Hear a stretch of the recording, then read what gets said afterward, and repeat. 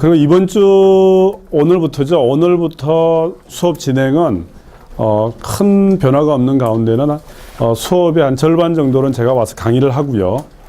그 다음에 나머지 절반은 각 조별로 제가 여러분들이 진행하는 토의 속에 제가 조별로 이렇게 이동하면서 제가 각 모든 조를 이렇게 봐주려고 그래요. 그리고 다음 주나 다다음 주에는 수업 시간을 이용해서 각 조하고 이제 미팅 시간을 내가 어레인지 해줄 테니까 한 5분, 10분 정도 짜여진 이제 조 미팅에 여러분들이 어떤 질문을 갖고 오면 제가 답변을 드리도록 할게요. 그리고 다음 주 화요일부터 진행할 수업의 강의 자료는 지금 올려놨거든요. 올려놨으니까 다음 주 화목은 어떤 수업을 할 거냐면 인문학적인 개념 이해하기예요.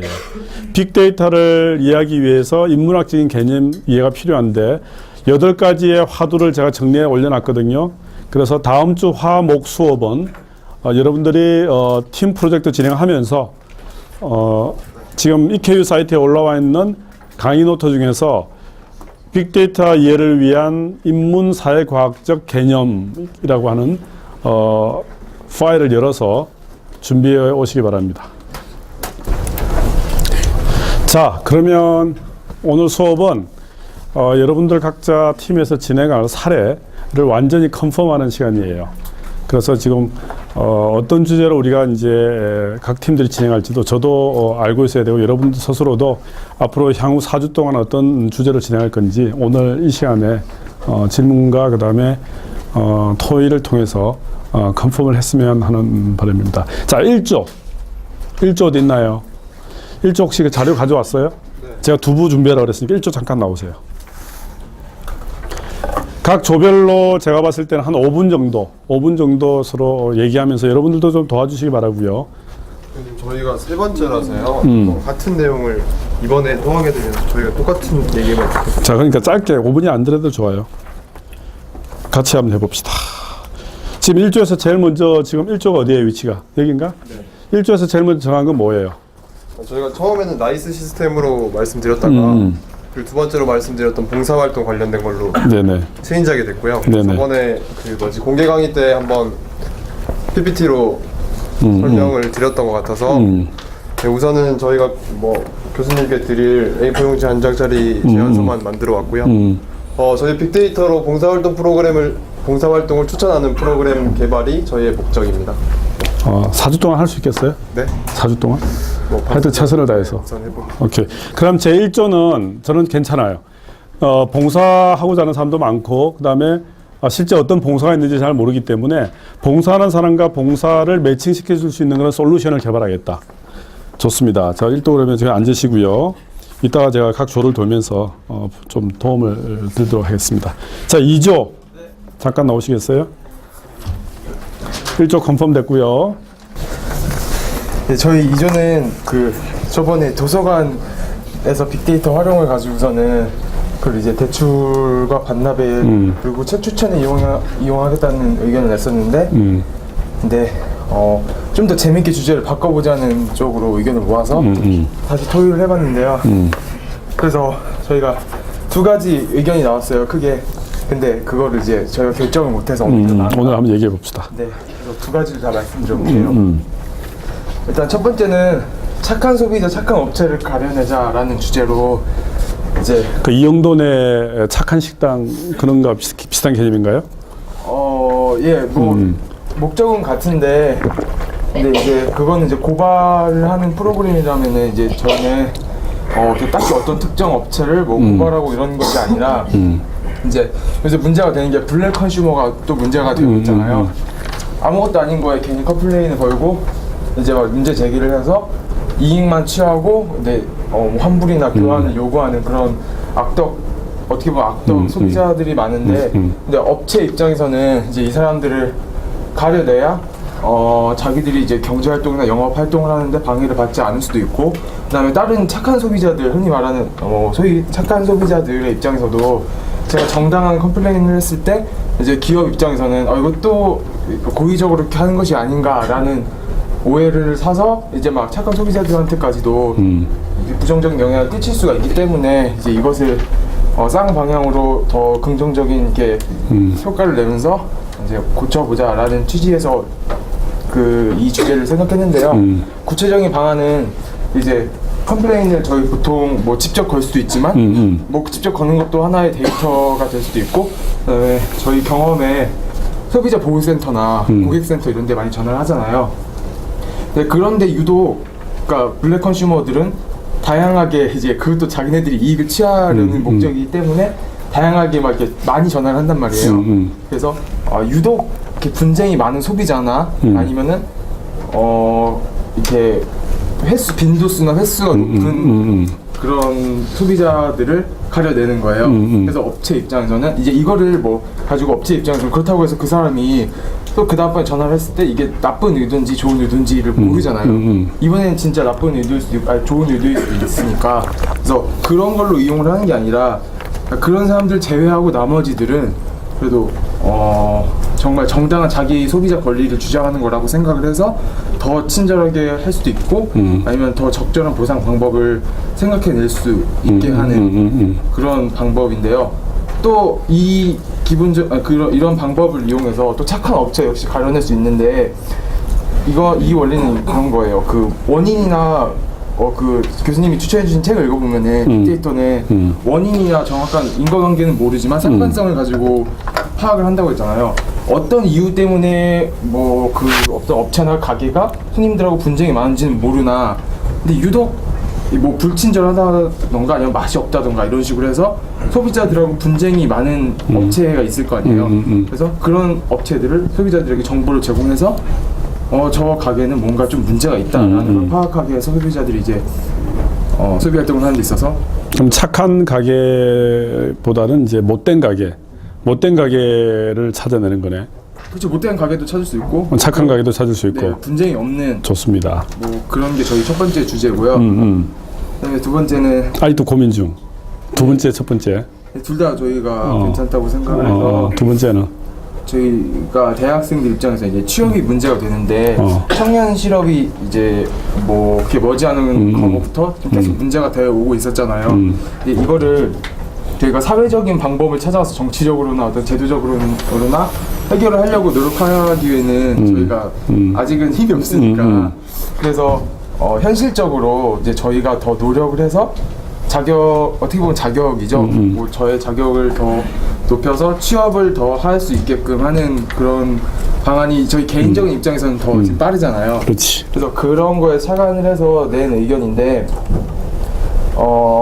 제가 뭐 어딘가에 취업을 하고 싶어도 거기에 대한 아는 정보가 없고 또 뭐 부정할 수 없이 소위 스펙이란 게 되게 중요하게 되고 있는 현상이 있는데, 그래서 거기에 취업을 하기 위해서는 그러니까 합격자들의 그 데이터를 이용해서 어떠한 스펙을 가지고 있고 또 그 사람과 비교했을 때 내가 뭐가 부족한지도 파악할 수 있게끔 할 뿐더러, 그다음에 제가 가지고 있는 지금 영어 성적이나 아니면 뭐 어떤 자격증이나 이런 걸로 제가 어디에 지원 가능한지 그래서 합격할 수 있는지 그런 것도 파악할 수 있고. 근데 또 여기서 문제가 되는 게 요새 인문학이나 창의성, 상상력 이런 게 굉장히 중요시 여겨지고 있잖아요.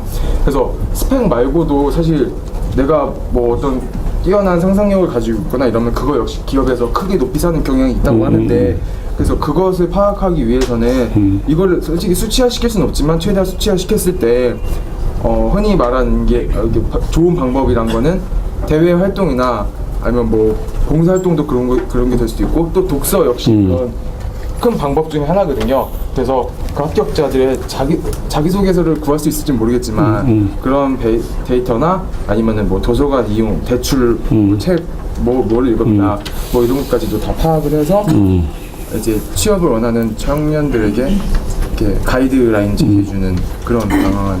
좋습니다. 둘 다 좋은데, 둘 다 좋지만 둘 다 또 매우 커요. 지금 그죠? 매우 주제가 크기 때문에 여러분 생각 어떻습니까? 뭐가 더 재밌을 것 같아요? 그냥 솔직하게 다르죠? 그러니까 저거 하면 고생할 거야. 학점 안 나오겠지. 이런 생각이 아니라 그게 아니라 정말 여러분이 한다 그러면 어떤 게 더 의미 있는 작업이고 한번 해볼 만할 수 있는 그런 빅데이터 주제 같아요. 첫 번째 같아요? 두 번째 같아요? 첫 번째? 첫 번째는 좀 심플하죠, 그죠? 심플하면서도 조금 될 수 있지만 두 번째는 중요하면서도 조금 이제 감을 잡는데 힘이 든다라는 생각이 들어요. 그리고 세 번째가 또 있는 또 세 번째가 있어? 공모전. 공모전. 그래. 저는 공모전에 나가는 거 긍정적으로 생각을 하는데 이거 교수님이 그래서 제가 여쭤본 게 3명. 별로 마음에 안 든다 싶으면은 그냥 공모전도 재밌을 것 같아서. 알겠습니다. 네. 일단 잠깐 들어가세요, 그러면. 고맙습니다. 저기 공모전 얘기 좀 할게. 지금 공모전이 3사람 이내죠. 그래서 만약에 한 조에서 하게 되는 경우에 공모전을 2팀을 짜세요. 그 조에서. 2개를 짜서 해도 되고요. 만약에 한 조에서 다 일은 하는데 대표성 있는 이름 3사람만 올리기 바래요. 그래서 나중에 되면 이제 그 임용계약이죠. 임용계약에 교수님의 공정을 받아서 얘네들은 같이 일했기 때문에 상금을 타는 경우에 6분의 1로 쪼개서 갖는다. 이 임용계약을 맺기로 하고 대신에 우리 팀은 1번, 2번이 있는데 공모가 2팀으로 나눠서 1번 주제와 2번 주제를 다 해보겠다. 아니면 1번 주제를 2개를 해보겠다. 2팀으로 나눠서 해보겠다 해도 되고요. 아니면 우리 팀에서는 한 프로젝트만 들어가는데 올릴 때만 이런 3사람만 올리기 바래요. 내가 평가는 모든 사람만 평가를 다 할게요. 공모 결과와는 상관없이 이 수업을 위한 학점은 3사람 그쪽에 올라가도 6명의 프로젝트로서 제가 평가를 하고요. 공모를 위해서는 3사람만 정해도 되고 아니면 주제 2개를 다 선택해서 3명 나눠서 해도 되고요. 그건 여러분들이 조에서 결정할 일이라고 생각해요. 대신에 이제 3사람이 냈는데 진짜 1등 했다. 그러면 이제 3사람이 갖는 게 아니라 6명이 갖는 걸로 제가 공정을 쓸게요. 걔가 그럼에도 불구하고 갖겠다. 3사람이 갖겠다. 걔는 인생이 이제 많이 꼬인다고 봐야죠. 돈 얼마야, 그지? 내가 얼마나 죽을 때까지 쫓아다니면서 얘기하고. 자, 그 부분 그렇게 해결하고 2조 같은 경우는 3개를 줬는데 일단은 다 들어보고 2조에 대한 팁을 제가 좀 드리도록 할게요. 그래서 3조는 거기서 얘기해. 이렇게 보고 우리 저쪽 좀 봅시다. 잠깐 저 친구. 저희는 그 텔레마케팅 빅데이터를 이용한 사회적 스트레스 해소가 제목이고요. 이 목적은 시도 때도 없는 텔레마케팅으로 스트레스 받는 국민과 무차별한 텔레마케팅으로 인력과 자본을 낭비하고 있는 양쪽의 문제를 해결하기 위한 빅데이터입니다. 분석 방법은 텔레마케팅을 통해 판매를 성공한 이제 목소리 톤과 사용한 그 단어들을 빅데이터 분석합니다. 그래서 이제 예를 들면은 텔레마케팅에 대한 대답, 예로 정말요, 그래요, 라는 이제 이런 긍정적인 반응, 성공한 사례 중에서 이런 긍정적인 단어들을 나오겠죠. 빅데이터 하면 이제 그런 게 단어들이 이제 나열이 될 텐데 이런 것과 성공한 사람들의 목소리의 톤, 헤르츠라고 합니다. 그런 이제 모양을 분석해서 긍정적인 반응에 대한 표준을 만듭니다. 그래가지고 이 긍정적인 표준에 해당하는 사람들에게 마케팅을 집중하고 부정적인 표준에 해당하는 사람들에게는 마케팅을 이제 시도하지 않는, 스스로 줄이거나 그런 거를 시도하지 않는. 참고 사례로 이제 119 구조대에서 신고 음성을 분석해서 이제 거짓과 진실 여부를 판별하는 이제 사례가 지금 하나 있고요. 그래서 이런 데이터를 저희가 수집하는 방법은 저희 조원들이 텔레마케팅을 가장해서 무작위로 전화를 해봅니다. 그래서 수집한 어떤 표본을 가지고 빅데이터 분석을 해서 저희가 어떤 표본을 만들어 봅니다. 그런 방법이 하나가 있고 아니면 하나는 텔레마케팅 회사에 이런 그 계획서를 제출해서 어느 정도 표본을 얻을 수 있는 방법이 있습니다. 그래서 이 텔레마케팅에서 좋아하겠다, 야. 그러니까 이 프로젝트는 텔레마케팅 회사가 좋아할 수 있는. 아까운데 이거. 공익과 사익 두 가지를 다 잡을 수 있는. 나는 차라리 텔레마케팅이라는 것은 기업이잖아, 그지? 이윤 창출. 그보다 우리 학생의 입장에서는 좀 더 공공적인, 차라리 119 신고나 112 같은 신고도 있어, 그지? 또는 혹은 다른 것 쪽으로 좀 뭐라 그럴까, 공익적인 차원에서 접근해 가는 게 더 의미가 있지 않나 생각이 좀 들어. 저희가 처음에 이 아이디어 착안한 계기가 공공성에서 시작을 했는데 텔레마케팅 오는 게 너무 그러면 이제 텔레마케팅 차원이 기업의 이윤도 있지만 실제 너무 시달리는 우리 국민들에게 좀 더 시달리지 않게 해주기 위한 그런 이유도 있다 이거지. 오케이. 처음에 이제 그 아이디어에서 착안해서 샀는데 그래서 이제 공익은 무분별한 텔레마케팅 활동을 받아와서 스트레스와 시간 낭비를 줄일 수가 있다는 점이고 사익은 인구 통계학적 기준을 통해 무작정 시도하는 텔레마케팅이 소비되는 인력과 자원을 낭비하지 않게 생산성 있게 할 수 있다. 오케이. 알았습니다. 근데 방법적인 문제는 본인들이 해보고 그걸 좀 만들어 본다. 이건 굉장히 힘든 일이야. 기존에 있는 데이터를 가져와서 해보자 이러는 게 사실 맞는 건데 정확히 말하면 빅데이터는 지금 내가 구축을 해야 되는데 스스로 작은 샘플로 구축하겠다는 것은 이제 조금 쉽지 않은 일인 것 같아요. 좀 우리 얘기 좀 해봅시다. 사조. 거기서 한번 얘기해봐. 네, 저희는 4조입니다. 4조의 주제는 투명한 성형 문화의 정착이라는 걸로 한번. 투명한 성형 문화? 네. 이야, 좋다. 이제 성형의 부작용에 대해서 이렇게 이쪽으로 나가볼까 이제 교수님이랑 토의를 했었는데요. 성형의 부작용만을 가지고 이렇게 잡고 가면은 자료도 모으기도 힘들고 문제점이 너무나 많다 보니까 그러면 이제 성형이라는 큰 카테고리 안에서 어떻게 하면 이제 이 성형과 관련된 빅데이터를 통해서 성형 문화를 한번 이렇게 연결해 볼까 싶어서 좀 큰 범위 내에서 나눠보기로 했는데요. 그러니까 현대 사회에서 성형은 이미 많은 사람이 했고 그리고 또 앞으로 또 많은 사람이 할 텐데 정작 그 성형과 관련돼 있는 정보들은 쉽게 구하지도 못하고 사람들이 접근하기도 힘든 게 현실인데 이러한 각종 데이터들을 저희가 이제 어떻게 이제 이용할 수 있다면 숨겨져 있던 정보들뿐만 아니라 문제점들을 수면화시켜서 투명한 성형 문화를 정착할 수 있지 않을까라는 생각에서 저희는 이 주제를 선정하게 되었습니다. 저희 주의 진행 방향은 대안 제시로서 성형 어플리케이션을 만약에 만든다라면 어떻게 저희가 진행할 수 있을까라는 측면에서 한번 접근해 보기로 했습니다. 그래서 저희가 실제로 데이터를 모을 수 없기 때문에 어떻게 하면 성형 데이터를 효과적으로 모을 수 있을까라는 방법을 한번 제시해 보려고 하는데요. 저는 지금 일단 세 가지 측면에서 생각을 좀 해보았습니다. 첫 번째, 이미 성형한 사람들이 한 사람들을 데이터를 어떻게 모을 것인가, 이게 아마 가장 큰 중요한 관건인 것 같은데 저희 조의 생각은 성형을 이미 한 사람들한테 이 정보를 올림에 있어서 베니핏이 없다면 정보를 올리지 않을 것이다라는 그런 생각 때문에 첫 번째로 논의된 아이디어는 그 앱상에서 데이터 요새도 보면 유료앱 많지 않습니까? 데이터 유료화를 현실적으로 해야 된다는 그런 측면에서 정보를 공급해준 사람에게 이윤을 나누어주는 방식으로 유인을 해줄 수 있지 않을까라는 측면에서 첫 번째 생각해 보았고요. 두 번째는 저번에 교수님이 얘기하셨는데 그 성형 같은 경우에 성형 병원에서 이렇게 막 정보를 올린다.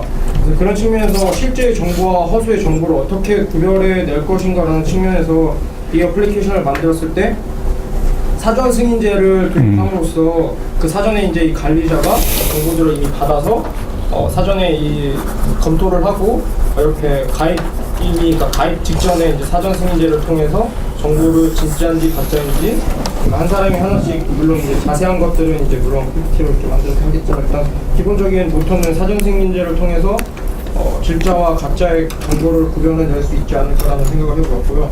셋째는 그럼 어떤 데이터를 모을 것인가라는 생각에서 저희는 이제 세 가지 정도로 한번 생각해 보았습니다. 그 중에 이제 한 가지 같은 경우는 저희가 실제로 한번 데이터를 모아볼 수 있을 것 같은데요. 구글 트렌드를 통해서 데이터를 모으는 것입니다.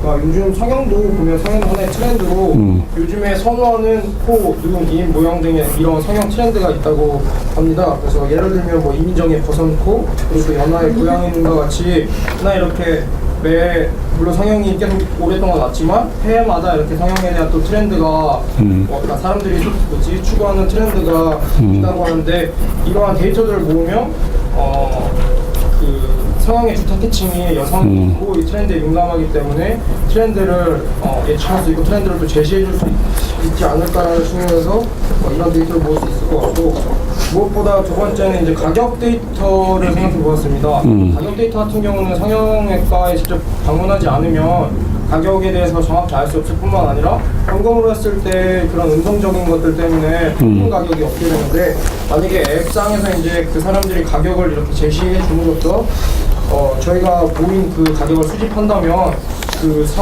성형의 그 가격의 표준가, 말하자면 평균값을 제시해 줄 수 있기 때문에 그 시장 균형 가격으로 제시해 줄 수 있지 않을까라는 그런 생각도 좀 해보았습니다. 세 번째는 이런 모인 정보들을 카테고리화할 계획입니다. 그러니까 눈, 코, 입, 그러니까 보면은 사람들이 다 개개인마다 눈이나 코나 입이 다르다고 하는데 그 성형외과는 기본적으로 어느 정도의 카테고리가 있다고 해요. 그래서 이 눈은 봉황 눈이고 이 눈은 이런 토끼 눈이고 이런 식으로 있어서 기본적으로 이런 눈에는 이런 성형 방침이 있다고 하는데 사람들은 그걸 잘 모르거든요. 그래서 이런 유형들이 어떻게 수술되었을 때 어떻게 만족도가 나왔는지는 사진들을 보면 알 수 있기 때문에 이런 사진들 같은 정보를 올린다면 충분히 이렇게 공유해 줄 수 있지 않을까라고 생각해서. 알겠습니다. 고맙습니다. 재미있을 것 같으면서도 또 과연 고생한 거에 대한 재밌는 게 있을까? 자, 이런 거 같아요. 여러분 잘 봐요. 지금 성형 얘기를 지금 한 3가지, 4가지 했죠. 근데 이제 제가 진짜 관심 있는 건 뭐냐면, 흥미성, 중요성, 그 다음에 창의성이라는 차원에서, 사람들이 이걸 봤을 때, 결과를 봤을 때, 야, 이 재밌는 결과가 이번 분석 결과가 나왔네. 재밌는 게 보여지네. 그 다음에 참 의미 있다. 중요하네. 이런 얘기들이 좀 들렸으면 좋겠는데, 만약에 지금 얘기했던 방식대로 진행이 잘 돼서, 뭐 성형 트렌드라든지 뭐 가격이라든지 이런 약간 음성화된 우리나라의 성형 문화를 조금 이렇게 드러내 놓을 수 있는 그런 컨텐츠가 생산되면 좋겠다는 생각을 하지만, 예를 들면 이런 것도 가능해요. 우리나라의 성형이라는 게 여러분 아세요? 성형이 언제 출발했냐면 전쟁 이후에 부상자들 있죠. 군인 부상자들을 치료해주는 과정 속에서 얼굴 부상이 입었던 군인들 있죠. 그 군인들을 치료하는 과정에서 성형이 출발해요. 그래서 우리나라의 성형의 출발은 6.25 사변 때죠. 6.25 사변이 끝나고 나서 부상 입은 군인들 치료 과정에서 성형술이 외국에서 들어와요. 그러면 지금 몇 년 됐죠? 60년 됐죠. 60년 동안에 우리나라 성형의 어떤 성형과 관련된 컨텐츠의 변화, 트렌드의 변화를 빅데이터 분석을 통해서 찾아보는 자체는 프랙티컬리 의미는 없어도 굉장히 재밌는 주제죠. 이해돼요? 그러니까 빅데이터 분석이 꼭 할 필요는 없어요. 조그마한 주제라도 그 자체가 굉장히 재밌는 주제다. 사람들에게 상당히 의미 있는 흥미로운 결과를 줄 수 있다고 생각하면 그 자체로 난 빅데이터 분석이 잘 됐다고 봐요. 그래서 뭐 성형과 관련된 모든 것들을 다 하겠다. 이게 시간이 허락지 않을 거예요. 그럼 뭐 거기서 어떤 부분에 더 집중해서 할 것인가. 그러면 아까 얘기했듯이 매브리코 뭐 이런 얘기, 뭐 고양이 눈 이런 얘기가 있잖아. 그러면 시간이 변함에 따라 어떤 상황 속에서 어떤 성형이 더 사람들에게 호응을 받았는지 이를 지난 5, 60년 동안 한번 살펴보겠다. 뭐 이런 것들만 해도 상당히 재밌는 거죠. 그건 만약에 결과가 나오면 아마 네이버에 며칠 걸려 있을 수 있어요. 포털에. 왜 사람들이 관심 있잖아.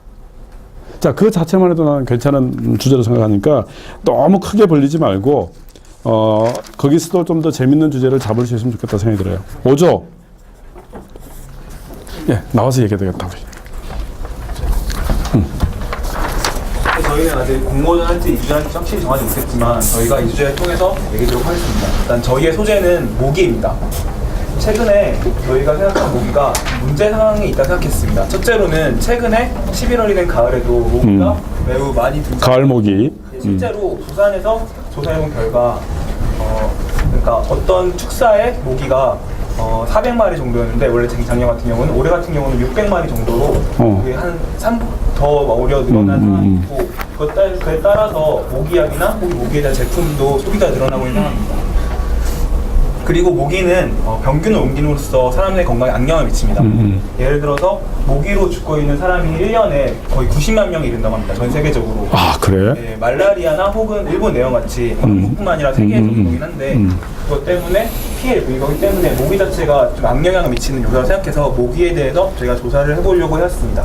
그래서 저희가 해보고 싶었던 거는 일단 모기 자체가 좋은 영향을 미칠 수는 없잖아요. 모기를 썼을 때 난 모기가 좋아, 모기 물리는 게 좋다 그런 사람이 있으니까 모기는 악영향을 미친다는 가정하에 거의 진행하였습니다. 그래서 SNS 상으로 모기에 대한 글이 많이 올라온다는 건 그쪽이 모기가 많다는 증거가 될 수 있으니까 그런 거를 조사하고 지역에 대한 정보를 조사하고 또한 모기에 대한 약간 느낌? 그러니까 모기나 모기에 대한 제품을 개발할 때 모기를 물려서 가렵다. 모기에 대해서 뭐 어떤 느낌이 있으면 그거에 대한 느낌을 조사함으로써 모기에 대해서 대책을 마련할 때 도움이 될 수 있을 거라 생각했습니다. 또한 좀 통치적인 관점에서 모기가 언제 많이 발발하고 그런 것도 조사함으로써 모기에 대해서 미리 대책을 세울 수 있을 거라 생각했습니다. 그래서 이에 따라서 모기가 많이 있는 지역을 구분해서 1단계, 2단계, 3단계, 4단계, 5단계 정도로 모기에 대한 주의보를 저희가 발표를 하려고 합니다. 예를 들어 이 성북구 안암동에 모기가 많다 그러면은 5단계에 반려되어 있는 것으로서 모기에 예를 들어 피부가 약하거나 혹은 모기에 대해 피해 증세가 있는 사람들에 대해서는 이 지역을 갈 때 약을 좀 모기에 대한 약을 좀 구매해서 미리 대비를 하거나 정보를 좀 제공해서 모기를 안 물리는 법에 대해서 혹은 모기를 물린 후에 어떤 대책이 있을 때에 대한 정보를 제공하고자 합니다. 이를 모기에 대한 정보를 좀 어떤 지역에 있는지 혹은 어떤 시간에 따라 모기가 많이 발발하는지 모기에 대한 사람들의 느낌이 어떤지 조사함으로써 사람들의 건강, 왜냐면 모기 때문에 죽은 사람이 90만 명이 있는데 그 중에 한 명씩 있잖아요. 그러지 않기 위해서 모기에 대한 정보를 제공해서 건강, 사람들에 대한 건강 그리고 사람들이 모기를 싫어하는 사람이 그 지역 갈 때 좀 더 정보를 알 수 있는 등의 혜택을 제공함으로써 사람들의 건강 증진 및 건강한 삶을 오래 살 수 있는데 큰 영향을 미칠 거라고 생각합니다. 좋습니다. 예, 모기. 모기 메인에.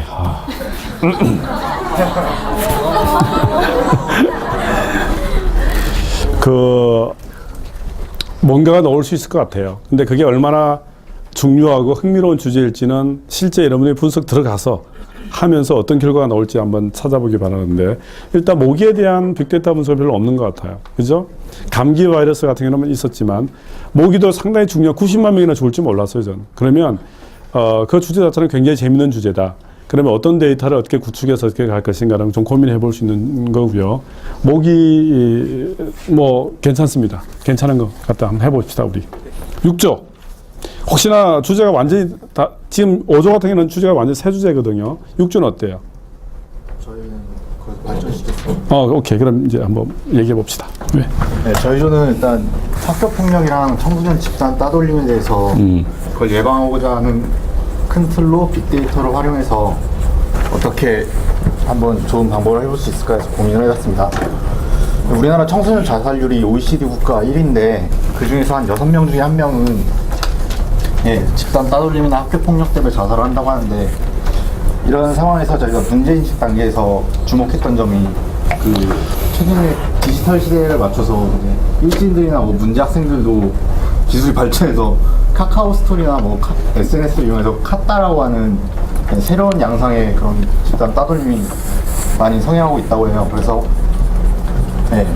이 가해 학생들이 카카오톡 채팅방이나 카카오 스토리에 피해 학생의 사진을 올리고 거기에 집단적으로 일치를 가하거나 아니면 초대 거부가 되지 않는 카카오톡의 그 특성을 이용해서 불러든다는 단체로 이렇게 왕따를 하는 그런 형태를 보이고 있는데, 가해 학생들이 이렇게 그 왕따 방법을 진화시키고 있다면은 또 진화되지 않아야 할까 하는 고민에서 빅데이터를 활용해서 학교 폭력의 새로운 실태를 파악하고 그의 문제 해결책과 방안을 모색해서 그 집단 따돌림으로 고통을 받고 있는 학생들의 고충을 줄여주는 것을 목적으로 하고 있습니다.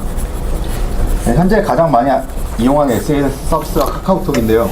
근데 전체 데이터베이스에 우리가 접근을 할 수가 없어서 저희 조는 이렇게 좀 치밀한 프로포절로 저희의 그 팀 프로젝트를 마치는 걸로 계획하고 있습니다. 저희가 그 카카오톡을 일일이 볼 수 없다 보니까 고안에 고민해 본 게 심심이 같은 어플리케이션 아시죠? 컴퓨터랑 대화하는 건데 최근에는 또 카카오톡 플러스 친구라고 해서 카카오톡에서 자체 제공하는 어떤 기업체나 아니면 또 연예인이나 이런 사람들이랑 어떤 대화를 주고 그러니까 서로 소통을 할 수 있는 그런 툴이 마련되어 있더라고요.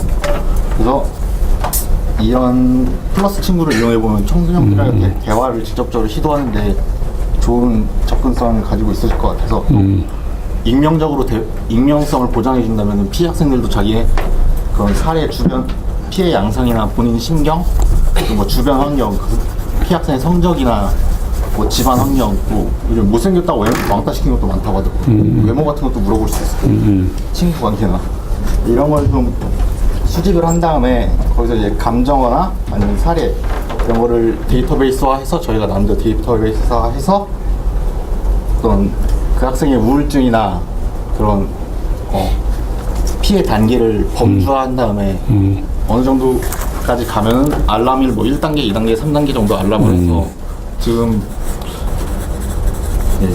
현존하고 있는 그 청소년 왕따를 구제해주는 여러 가지 기관들도 있고 학교 차원의 뭐 교육부 차원에도 있고 아니면 뭐 인터넷진흥원 이런 데서도 많이 있어서 그쪽으로 인계를 하거나 아니면 저희가 따로 이렇게 구제하는 방법을 모색해 보도록 하는 데까지 저희가 알겠습니다. 자, 지금 그 학교 폭력이라든지 왕따 문제는 뭐 심각한 문제죠. 그래서 6조에서는 어떤 방식이든 그 문제를 좀 집중적으로 파고 들어가는데, 자, 모든 조에게 해당되는 사항이지만 빅데이터 분석이라서 꼭 빅데이터일 필요는 없어요. 데이터이면 돼요. 여러분이 수집 가능한 데이터 범위 내에서 그 데이터를 활용해서 어떤 문제를 제기하고 흥미로운 결과를 제시해 줄 수 있다면 충분하다 생각이 들어요. 그래서 모든 데이터가 어떤 데이터를 다 모을까 이런 고민도 해야 되지만, 우리가 4주 동안에 모을 수 있는 데이터를 통해서 그 문제가 어느 정도 해결이 될 수 있다라고 가능하다 그러면 그 문제는 굉장히 중요한 문제고요. 여러분이 제대로 진행했다고 보여져요. 그 다음에 이제 좀 더 많은 이제 추가적인 노력을 기울여서 그게 실제 정부에라든지 기업에 우리가 그 솔루션을 제공해 줄 수 있다 그러면 여러분 프로젝트는 굉장히 의미 있는 프로젝트죠. 그리고 이 자체는 지금 수업에 하는 거예요.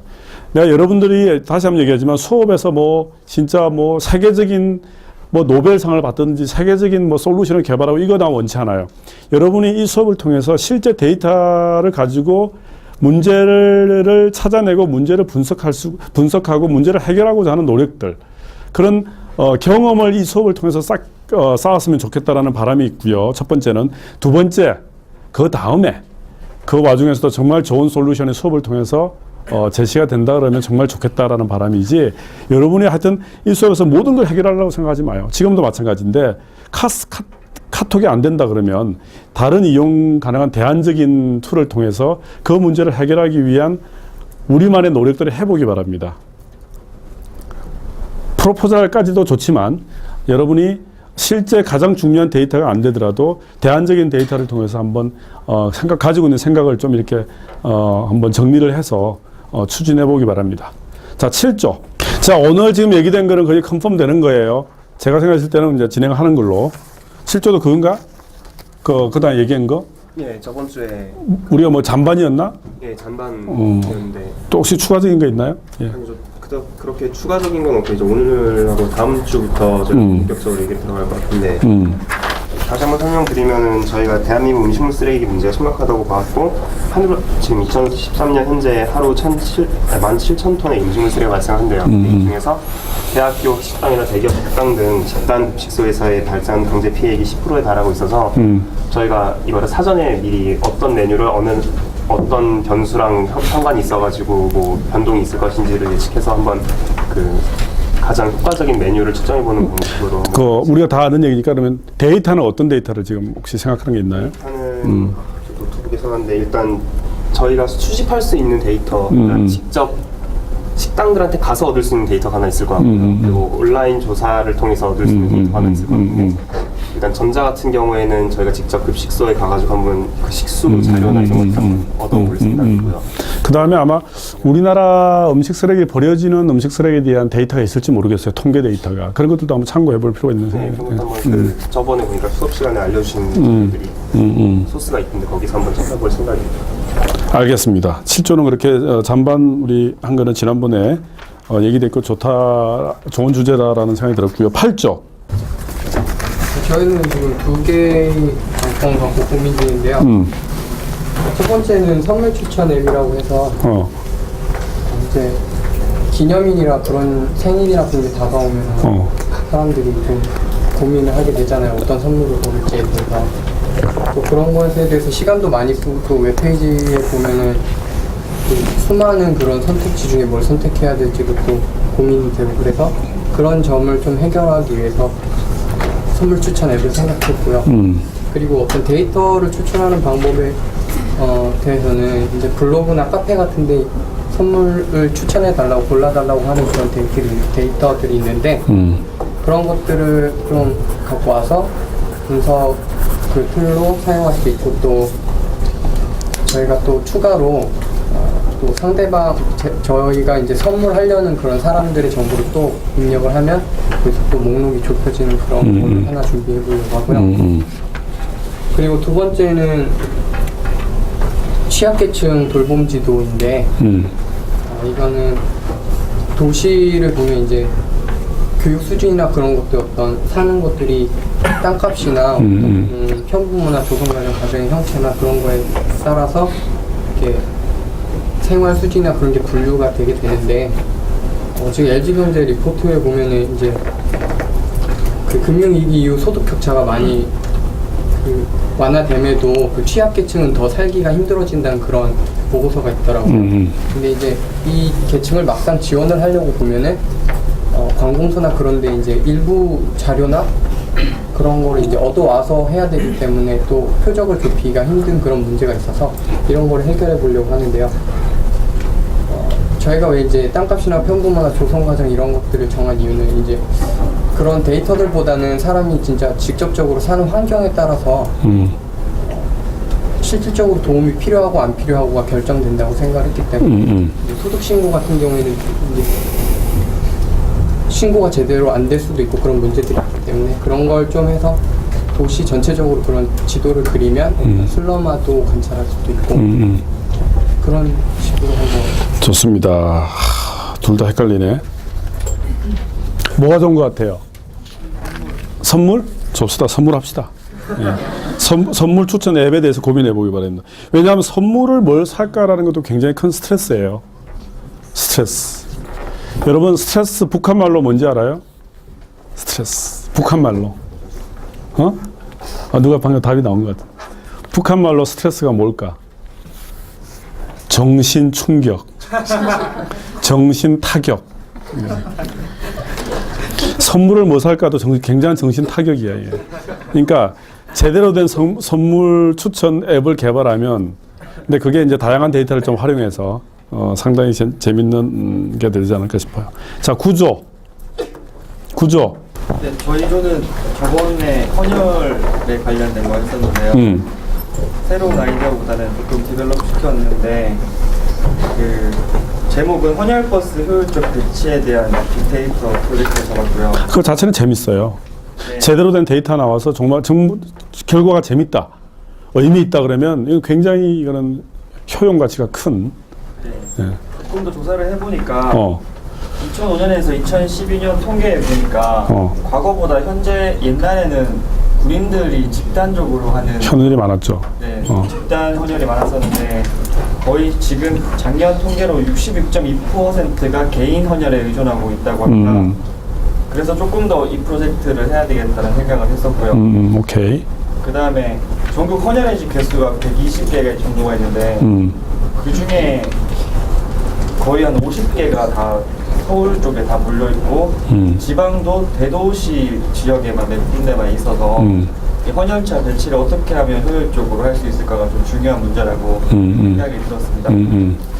그래서 이제 프로젝트를 진행을 이제 어떻게 하려고 생각해 보니까 의외로 댓글을 분석하는 도중에 헌혈에 대한 불만이 굉장히 많이 표출이 되더라고요. 그래서 후기를 이용한 댓글이나 블로그, SNS 분석을 하고 그걸 통해서 이제 헌혈에 대한 부정적인 이미지가 뭔지 먼저 파악해서 개선하겠다, 그죠? 그 자체만으로도 빅데이터 분석이 돼요. 그거까지만 해도 돼. 근데 더 많이 하길 바래요.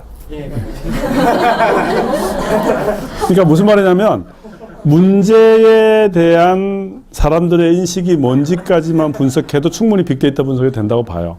그러니까 여러분이 거기서 더 나아가서 솔루션에 대한 해결책까지 제시해 줄 수 있다 그러면 훨씬 더 의미 있죠, 그죠? 네, 그래서 재밌는 부분이 분명히 있을 거라고 들었는데 예를 들면 뭐 이제 예를 들면 이게 관련이 있을지 없겠지는 모르겠지만 예를 들면 여자친구랑 데이트하러 가는 남성이 뭐 헌혈을 할 확률이 더 많다든가 아, 그렇죠. 네, 여성한테 나 이런 사람이야 뭐 이런 거.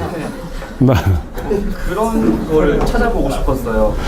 그런 거 여러분들 머릿속에서만 나올 수 있는 거야. 이게 벌써 나이 들으면 이게 아무 생각이 없어지는데 진짜 어떤 상황에서 헌혈에 대한 게 더 가능한 게 있을까 하면 이런 것들. 네, 그런 걸 해보고 싶었고 뭐 지금 헌혈할 때 제가 한 지가 좀 오래돼서 기억이 안 나요. 주소를 적는 걸로 알고 있는데 헌혈의 집 거리와 헌혈 빈도에 대한 상관성 분석하고 그 다음에 유동 인구에 따른 어떤 특정 지역의 그 지역 간의 상관관계랑 요일이나 날씨, 시간대 분석도 한번 해보고 싶어요. 나는 이런 생각도 들어요. 내 피가 어디로 갔을까? 내가 헌혈했는데, 그지? 그러면 그걸 만약에 팔로우 해주는 게 있으면 당신 피가 지금 수유 이동에 누구 어느 병원에서 어느 분에게 지금 실제 수혈이 됐습니다. 오케이. 10조. 10조 뭡니까? 저희 10조는 원래 서울 그 방범지도를 하려고 했는데 근데 그 샌프란시스코 사례도 있고 해가지고 다른 거 아니야, 그거 좀 해봐. 아니, 왜냐면 지금 서울에서 안 하고 있다 그러면 나는 굉장히 의미 있는 작업이라고 봐요. 샌프란시스코 사례를 정확히 한번 분석해가지고 거기서 조금 더 보완해서. 근데 교수님이 약간 미지근해 하셔가지고 아이, 나라는 사람은 본래 미지근한 사람이니까. 우리 교원들이 이제 머리를 맞대고 이제 새로 아이디어를 낸 게 어. 빅데이터를 이용한 결혼 비용 최저가 도전 프로젝트를 준비를 했어요. 웨딩 지난번에 웨딩. 근데 이제 그래 그것도 재밌다 그랬죠 내가. 요즘 이제 뭐 한국에서 결혼을 하려고 하면은 어. 그거 부분을 제외하고 그 스튜디오 웨딩 스튜디오 드레스, 신부 메이크업 보통 이거 줄여서 스드메라고 부르는데 이거 관련해 가지고 비용만 거의 5천만 원 돈이 들는다고. 그래. 근데 이제 그러니까 알뜰하게 결혼을 웨딩을 기획할 수 있는 그런 어떤 그 시스템 구축한다. 네. 좋아. 빅데이터를 이용을 해가지고 이제 근데 이제 이게 너무 데이터 얘기 너무 중구난방을 흐르고 있으니까 사람들이 이런 걸 이용을 하려고 하더라도 이제 국가적으로 뭔가 하려고 하더라도 이게 어디가 뭐가 있는지 아무도 모르니까 그냥 웨딩 플래너라는 그런 사람한테 일종의 수수료를 주고 그렇지. 유배를 하는 방식으로 해야 되는데 그것도 이제 본인 그쪽이 갖고 있는 뜻을 내 한도 내에서만 이제 우리가 자유를 가지고 이렇게 몇 개를 고를 수 있는 그런 좀 단점들이 많이 있기 때문에 저희는 이제 웨딩 플래너. 네, 그러니까 그 사람들이 하는 솔루션. 예, 오케이. 좋다. 야, 이게 사업 되겠다, 야, 사업. 저 약간 그 뭐 H군이 그 팟캐스트랑 그리고 이 그렇지. 컴퓨터 하는 그 바나와 사이트 가격 비교 그런 것처럼 해가지고 어떤 서비스를 제공해주면 본인들이 원하는 뭐 요 중에서 누가 한 명 그 졸업하자마자 그 사업 대표로 그냥. 아니, 왜냐면 여러분 알아요? 제가 한 5, 6년 전에 제 수업 들었던 애가 수업에서 얻은 아이디어 있죠. 가지고 졸업해서 그 사업에 지금 200억 정도 매출 올리는 실제 대표가 됐는데 학교를 안 오더라고요. 그래서 한 번씩 와서 이렇게 선생님 이러면 좋은데 잘 되면 다 자기 탓. 안 되면 꼭 학교 와서 선생님 추천서 또 써주세요. 그러고. 나는 그 친구가 그렇게 아이디어 잡아서 가서 성공한 게 좋은데 한번 해봐요. 웨딩도 좋아요. 오케이? 네. 그걸 하십시오. 웨딩, 그러니까 정확히 말하면 지금 오프라인에 웨딩 플래너가 있는데 실제 웨딩 플래너 역할을 할 수 있는 솔루션을 개발하는데 그 과정에서 빅데이터를 쓰겠다. 오케이. 11조. 저희 조 주제는 행복한 대한민국 만들기인데요. 좋다. 이번에 발표했던 그 팀플 짜는 거랑 졸업생들이 분석하는 건 갈아엎었고요. 이렇게 주제를 잡게 된 건 최근까지도 뭐 한국인들 행복 지수가 낮다, 만족도가 낮다 이런 기사가 계속 올라오더라고요. 그래서 어떻게 하면 한국인들이 행복감을 느낄 수 있을지 그 문제를 해결하려는 시도에서 이렇게 잡았는데요. 분석 툴에다가 행복을 검색하면은 연관 검색어가 쭉 뜨잖아요. 그렇지. 그럼 어떤 상황이나 어떤 활동을 할 때 사람들이 행복을 느끼나. 좋다. 그것도 좋다. 행복. 말만 들어도 행복해진다. 야. 사람들이 행복을 느끼는 상황이나 행복을 이제 유치한 다음에 그거를 다양한 방면으로 정부 정책. 그렇지. 일단 솔루션 개발까지는 그 다음이라도 실제 대한민국의 사람들이 어떨 때 행복한가를 빅데이터 분석을 통해서 찾아내겠다는 거 아니야. 그지? 맞지? 좋다. 그거까지 해도 돼. 12조. 저희는 저번에 말했던 수강 신청 시스템. 저기 그게 수강 신청. 오케이. 저번에 어떤 걸 말씀해 주셨는데 하고 있는 대학이 있다고. 근데 그걸 아직 못 찾아서. 뭐 있는데요? 아니, 어떤 저번에 수강생 중에 이런 거 하고 있는 대학이 있다고. 아마 하고 있어도 그렇게 완벽하게 얘기하는 방식대로 하고 있는 게 아니라 아마 많은 학생들이 거기에 대해서 궁금해하고 또 수강 신청만 되면 또 난리가 나잖아요. 그죠? 그런 상황에서 뭔가를 시도하고 있는 대학은 좀 있을 거예요. 해봐. 그러니까 수강 신청과 관련해서 현재 시스템보다 좀 더 좋아질 수 있는 시스템으로의 솔루션에 대한 고민, 아이디어를 내는 거를 하는 과정에 있어서 빅데이터로 활용해 보겠다. 맞지? 좋습니다. 괜찮아요. 13조. 오케이. 저희가 지난번에 우울증 관련해서 많은 좀 발전을 시켜봤어요. 그냥 프로젝트 배경은 일단 정신건강의 중요성이 정신건강. 인식이 되지 않고 있다는 점. 그 우울증의 증상이 실제로 눈에 보일 때에는 이미 상당히 진행되어 있다는 점. 그리고 우리나라의 특수성에서 보면 아직까지 이런 우울증에 걸렸다 이런 말을 오픈해서 말할 수 있는 여건이 안 되잖아요. 그렇기 때문에 또 적극적으로 문제를 자기가 진단하려는 노력을 이제 찾아보기가 힘들다는 그렇죠. 생각을 해서 또 그래서 찾아냈고 또 과거에 이제 우울증 원인이 뭐냐라고 하면 실현을 안 했다, 사업을 실패했다, 이런 문제가 있다 이렇게 빅 이벤트 중심으로 가는데 저희는 그 수업 시간에가 하이니 법칙을 떠올려서 한 사람이 어떤 큰 이벤트를 겪으면 그거를 이제 300개 사소한 거의 결합이라고 보거든요. 300개를 알아보고 그래서 이제 그 우울증 심각한 수준으로 발전하기 전에 좋다. 예방하려는 좋다. 알람 시스템을 구현을 하는데요. 오케이, 좋다, 좋다. 3단계 정도 이제 생각을 해봤어요. 일단은 그 성별, 날씨, 교통량 이런 거 외부적인 요인. 전형 데이터 오케이. SNS에 보면 나 정말 우울해라는 뭐 때문에 우울해 그렇지. 그 같이 나오는 단어가 그리고 그 두 개를 결합하는 게 있을 거. 오케이. 자, 우울증 좋아요. 대한민국은 지금 우울한 사회예요. 왜 그러냐면 제가 아까 스트레스라는 단어를 넣어서 빅데이터를 분석을 해본 결과 정말 많이 등장하는 단어 표현이 뭔지 알아요? 대한민국에서? 죽고 싶다. 그 다음에 사라지고 싶다. 나는 제일 무서운 단어가 이 단어야. 죽고 싶다는 그냥 죽고 싶. 내려놓고 싶다. 뭘 내려놓는지 몰라도 여러분 내려놓고 싶다 이런 표현들이 사실 죽고 싶다보다 더 무서워요. 아닌가 여러분들은? 떠나고 싶다. 이게 뭐 좀 괜찮은데. 그 다음에 빠지고 싶다. 어디에 빠지는지 몰라. 이런 표현들이 굉장히 많아졌다는 거. 수십만 건이 이른다는 거. 이게 무슨 말? 대한민국 우울한 사회예요. 스트레스 받는 사회예요. 그러면 우울하다는 얘기를 우리가 오랫동안 하고 있는데 이 우울에 대한 어떤 그런 것들이 병원에서 이제 금지나고 이 정도 차원에서 이루어지고 있는데 나는 전 국민이 봤을 때 한번 진단해 볼 수 있는 그런 차원에서의 우울에 대한 좀 약간의 과학적인 접근. 자, 그러면 아마 이런 것들이 있을 거예요. 실제 그 심리학과라든지 의학 계통에서 우울증과 관련해서 진단할 수 있는 시스템이 있을 거야. 그런 것들을 다 모아봐.